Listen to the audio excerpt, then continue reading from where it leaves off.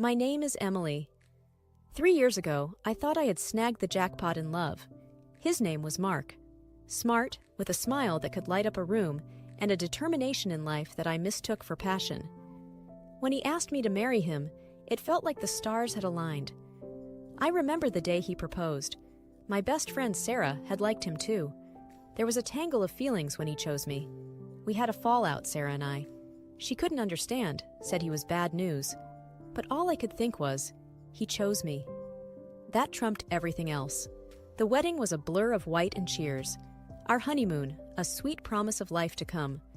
But fairy tales are for storybooks, and ours turned pretty ordinary real quick. Our first morning back, Mark looked over the breakfast I made and frowned. "You call this eggs?" he said, and it stung more than I expected.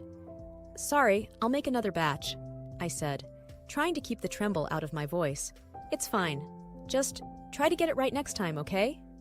His voice was dismissive, and I nodded, my cheeks hot. That set the tone. Mark had an opinion on everything, my clothes, my hair, how I should speak. "You're not going out wearing that, are you?" he'd say, or, "That lipstick is too much. Wipe it off." I did. Every time. He didn't like me seeing my family too much. "We're your family now," he'd insist. And so, calls to my mom and dad dwindled. Visits home became sparse. I didn't talk about it to anyone. Everyone thought we were the perfect couple. I was good at smiling when I needed to, laughing at the right moments. Inside, I felt like I was disappearing. It wasn't all bad, or maybe I just told myself that. Mark had moments of kindness, when he'd surprise me with flowers, or take me out to a nice dinner. "For my beautiful wife," he'd say, and for a night, I could pretend we were okay. But those nights were rare. Most days, I felt like I was walking on a tightrope, trying not to fall. It was exhausting and lonely, so very lonely. The first year melted into the second, and the subtle jabs turned into something more persistent. Mark's criticism became a daily soundtrack.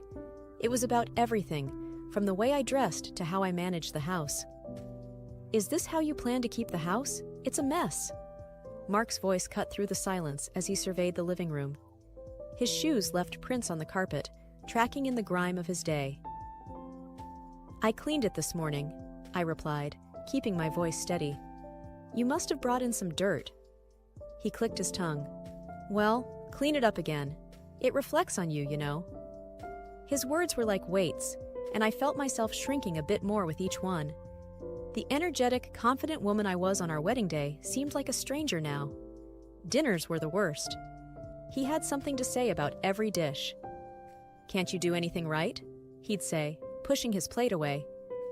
"I'm trying, Mark. I followed the recipe," I'd answer, fighting back the hurt. I was trying so hard it felt like that's all I did. "You should try harder," he'd snap back. And so I did, or at least I tried to. I missed my friends, my family. I missed Sara. But Mark had drawn a line I felt I couldn't cross.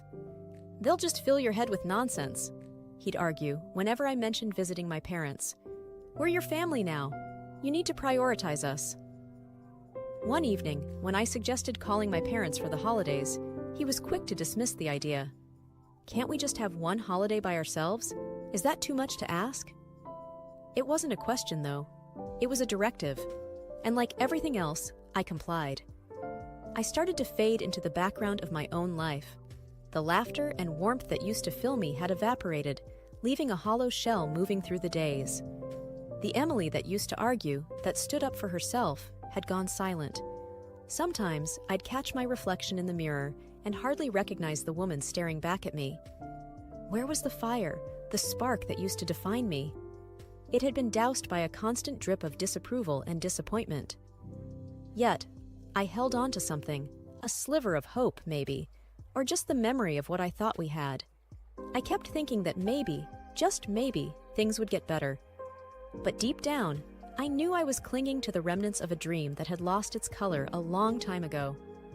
We went to a resort for vacation, our first in a long while. Mark had been on edge about a big project at work, and I thought the time away might soften the tension. The resort was Mark's idea of unwinding, luxurious, secluded, with a view of the ocean that should have been calming. The first morning there, I woke up early, slipped out of bed, and walked onto the balcony. The ocean was beautiful, a vast stretch of blue that met the sky somewhere far off. I should have felt peace, but instead, I felt the same unease I always did, wondering what the day with Mark would bring. Morning. Mark's voice came from behind me, a bit gruff, not quite awake. I turned with a smile. Morning. Look at the view, isn't it beautiful? He stepped beside me, his hand cold as it brushed mine. Yeah, it's all right. Make sure you put on sunscreen. I don't want you getting burned and complaining later. Of course, I replied, my smile fixed in place. We spent the day by the pool, Mark working on his tan, me making sure his glass was always full, his needs met. It was like being home, just with a nicer backdrop. That evening, my phone rang, a call from my Aunt Laura. My heart sank at her tone. Emily, it's Mom. She's in the hospital, heart problems. It's serious. Laura's words hit me like a truck. Oh my God, is she okay? What happened? Panic filled my voice. They're doing what they can. You should come home, Em. I promised I would and hung up. Turning to Mark, my hands shaking, I told him what happened. Your mom's in the hospital? He repeated, his frown deepening. For a second, I thought I saw anger. Yeah, I need to go home. It's her heart, I stammered, trying to keep the tears at bay. He was quiet for a moment, then, Fine, I'll book your flight. Relief flooded me. Thank you, Mark. I'll pack my bags. That was the first time in a long while he hadn't put up a fight about something that mattered to me. I should have known it was too good to be true. Rushing through the airport, heart pounding with urgency, I clung to the belief that my husband, Mark, had made the necessary arrangements for me to reach my ailing mother. As I approached the check-in counter, my hands were clammy, my throat tight with worry. The lady at the desk typed away, searching for my booking, but her puzzled look said it all before she even spoke. I'm sorry, but there's no ticket under your name, she informed me. That can't be right, I replied, my voice barely a whisper. My husband, he said he booked my flight. Please, could you check again? Despite her kind attempts, the answer remained the same. There was no ticket, no reservation, nothing. I called Mark, hoping for it to be a simple mistake, something easily fixed. But when he answered, I heard something else in his voice, a kind of mockery that I hadn't expected. Mark, the ticket, it's not here. What's happening? I asked, trying to keep my voice steady. His laughter crackled through the line, harsh and unfeeling. Oh, Emily, always so naive. Did you really think I'd let you just fly away from me? My mother is sick, I said, the words heavy with a mix of fear and anger. She needs me. He scoffed. Your place is here, Emily. Not with her, not with anyone else. You didn't book the ticket on purpose? My voice was a whisper, disbelief coursing through me. No ticket, Emily, he said, his voice slurred, likely from alcohol. I needed you to learn your lesson. You don't just leave. You stay where I put you. The line went dead, and with it, a part of my hope crumbled. I stood there, in the middle of the bustling airport, feeling a deep, hollow emptiness where panic had been. Tears blurred my vision, and a sob escaped me, drawing the attention of passing travelers. I was stranded, betrayed by the man who vowed to be my partner in life. The realization that I was alone in this, that I had no one to turn to, was like a cold wave washing over me. The weight of despair settled in my chest, heavy and unmovable. It was in this moment of utter desolation, with the noise of the airport around me, that I understood the full extent of my isolation. I had put my trust in a man who found my loyalty amusing, my love a tool to be manipulated. I sat down, the cold floor offering no comfort, the reality that I would not be there for my mother crashing down on me. My phone felt like a stone in my hand, a useless connection to a world where I had no ally, no savior. It was just me and the crushing truth of my situation. Sitting on the cold, hard floor of the airport, I wrapped my arms around myself, trying to hold together the pieces of my breaking heart. My phone lay next to me, a reminder of the call that had stripped away the last of my hope. An elderly lady approached, her steps hesitant. "Dear, are you okay?" she asked, looking down at me with a furrowed brow. I tried to muster a smile, failed, and settled for a nod that I didn't even feel confident about. "It doesn't seem like you're okay," she insisted gently, taking a seat beside me. "Do you want to talk about it?" So I told her. Everything. About my mother's illness, Mark's cruel trick with the ticket, and how I was supposed to be on that flight, but now couldn't because of his betrayal. She listened, her face a portrait of compassion. "That's just terrible," she said when I had finished. "You need to get to your mother. Family is everything." I sighed. "Yes, but I can't. There's no more seats on the flight, and I can't afford a last-minute ticket." She reached for my hand, giving it a reassuring squeeze. "What if I told you that you can?" I blinked, not understanding. "How?" She patted her purse, then pulled out a boarding pass. "I have a ticket, and I want you to have it." I stared at her, stunned. "I can't accept that. Your ticket?" She nodded, pressing the boarding pass into my hand. "I can reschedule for another day. My meeting can wait. Your mother cannot." "But why would you help me? You don't even know me." She stood up, offering me a hand to pull me to my feet. Because once upon a time, someone helped me when I needed it most. Now, it's my turn to pay it forward. Tears welled up in my eyes again, this time not from despair, but from gratitude. "Thank you," I whispered, the words thick in my throat. "Don't mention it. Now go on. You've got a plane to catch." With her help, I stood and gathered my wits. The stranger's kindness was a balm to my aching soul. I hugged her, feeling a glimmer of hope flickering to life again. "Thank you," I said again, stronger this time. "Thank you so much." "Go on now," she urged with a smile. "And when you've sorted everything out, you pay this kindness forward to someone else who needs it."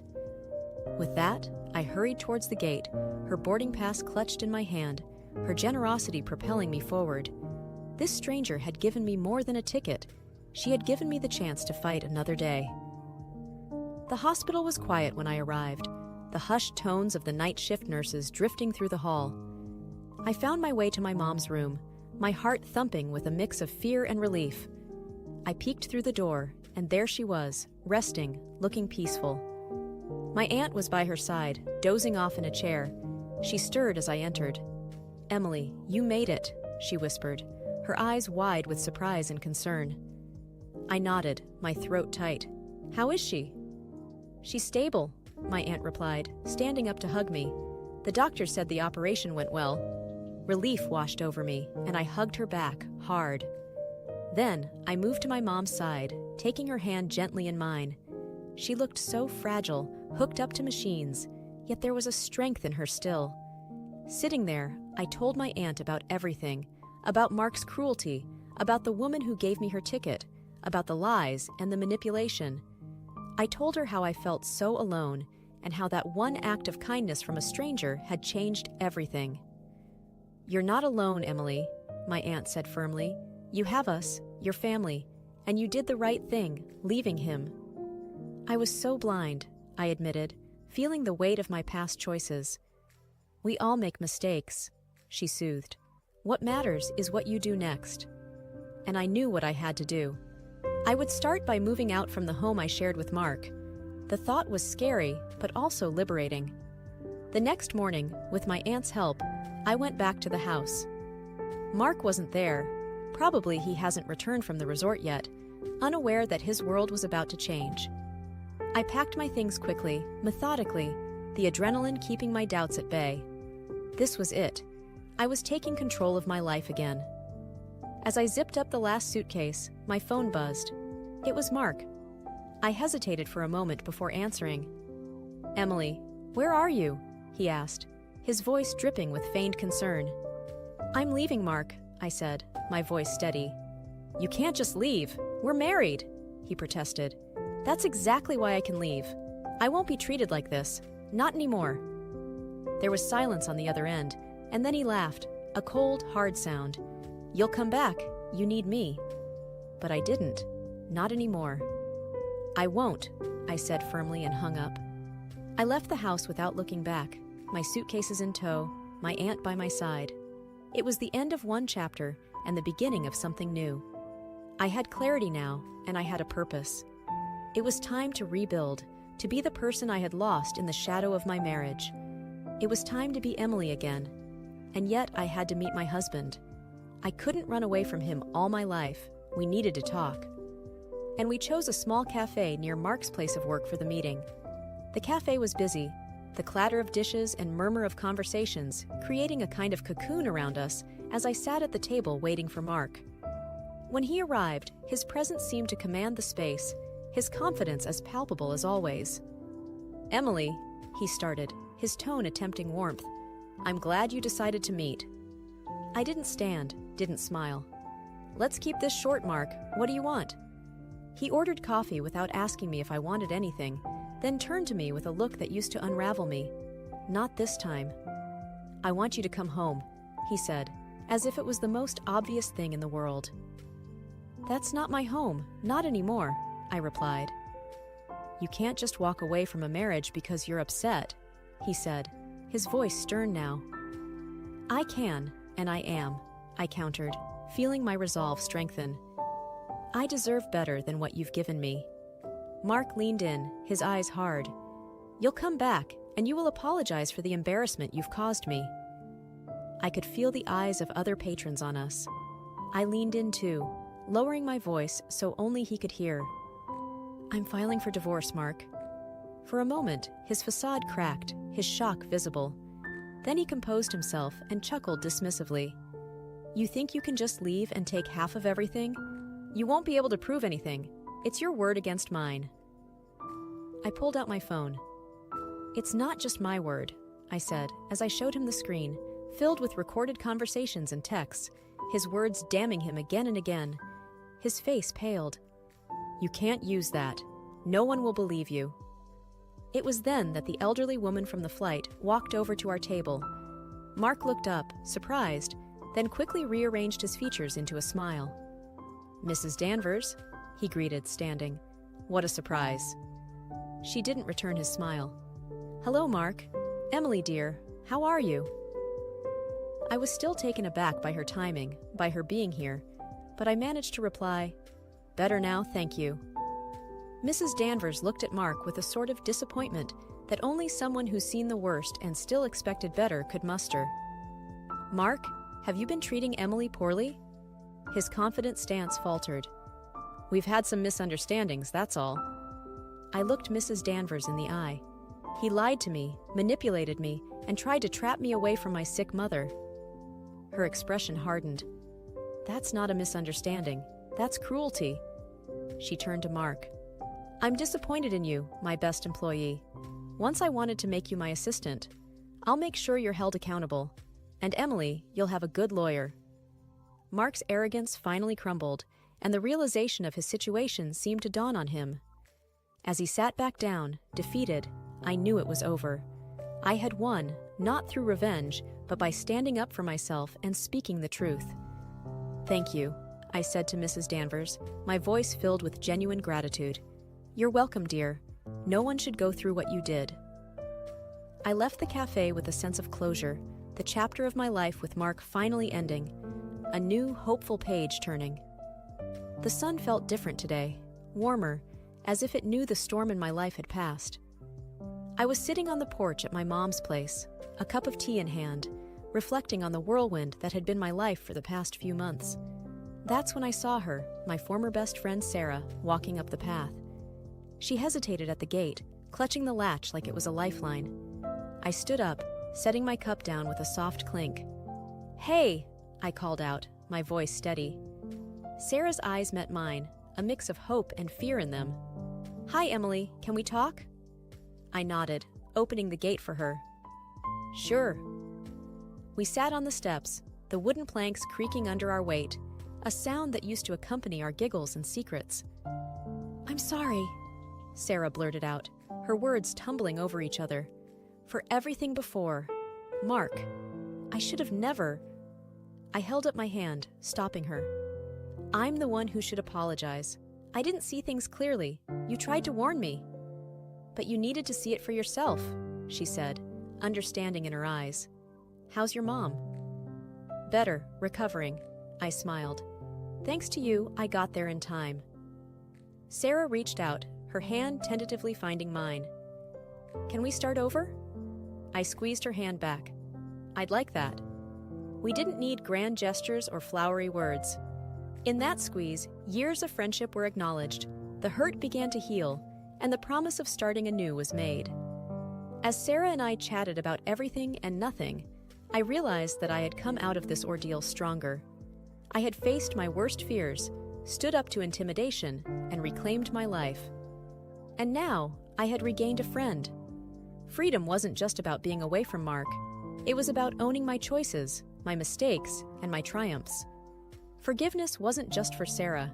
It was a gift to myself, too. A release of all the anger and pain. Yeah, it's been a ride, I said, more to myself than to her. What's next for you? Sara asked, her tone soft, careful. I'm not sure, I admitted, but I'm looking forward to finding out. And I'll be here, if you need me, she offered, a smile breaking through. I know. Thank you, I said, my heart lighter than it had been in years. We sat in comfortable silence, the kind that only true friends can share, watching as the sun dipped lower, painting the sky in shades of pink and orange. It was beautiful, and for the first time in a long time, I felt at peace.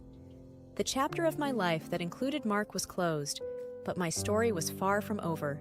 It was just beginning, and this time, I was the one writing it.